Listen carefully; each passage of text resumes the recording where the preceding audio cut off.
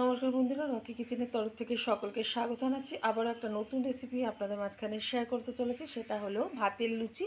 তাহলে চলুন দেখে নেওয়া যাক আজকের রেসিপি। এখানে আমি কালকের বেঁচে যাওয়া ভাতটা নিয়েছি। এই যে এই ভাতে কিন্তু জল ব্যবহার করিনি, সলাই ভাত রয়েছে। এখন আমি মিক্সিতে ভালোভাবে পেস্ট করে নেব, তারপরে কিভাবে লুচিটা বানাবো সেটা আপনাদের মাঝখানে শেয়ার করব।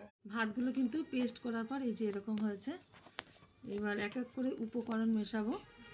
প্রথমেই দিয়ে দেব খুব অল্প পরিমাণে একটু লবণ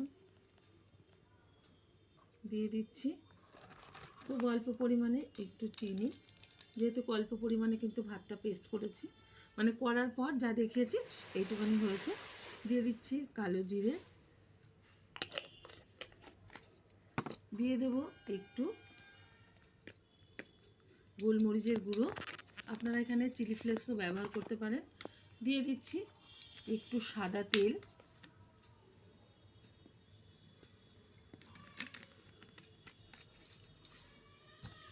আর এখন দিয়ে দেবো শুকনো ময়দা। এটা দিয়ে ভালোভাবে মেখে নেব ভাতটা।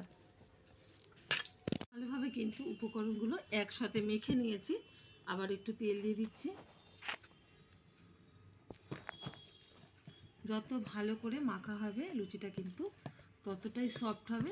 আর এই লুচি কিন্তু খেতে ভীষণ ভালো লাগে। যারা জানেন না অবশ্যই কিন্তু একবার ট্রাই করবেন। আশা করি আপনাদের ভালো লাগবে। ভালো লাগলে আমার চ্যানেলটিকে সাবস্ক্রাইব করবেন, লাইক করবেন, শেয়ার করবেন। আর এরকম ফেলে দেওয়া ভাত না ফেলে দিয়ে এরকম করে একবার লুচি বানিয়ে খেয়ে দেখবেন, আশা করি ভীষণ ভালো লাগবে।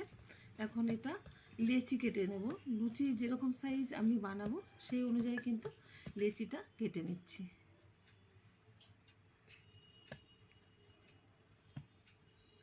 লুচিগুলো এবার সুন্দরভাবে বেলে নেব।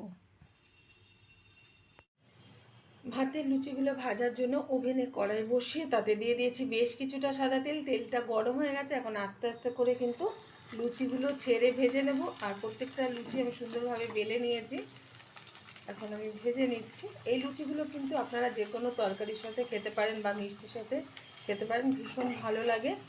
যারা জানেন না অবশ্যই ট্রাই করবেন।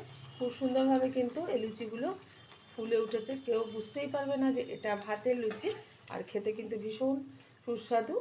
প্রত্যেকটা লুচি আমি এরকমভাবে ভেজে নেব। এটা ভাজা হয়ে গেছে, তুলে নিচ্ছি একটা পাত্রে। দেখা হবে পরের ভিডিওতে নতুন কোনো রেসিপি নিয়ে। ধন্যবাদ।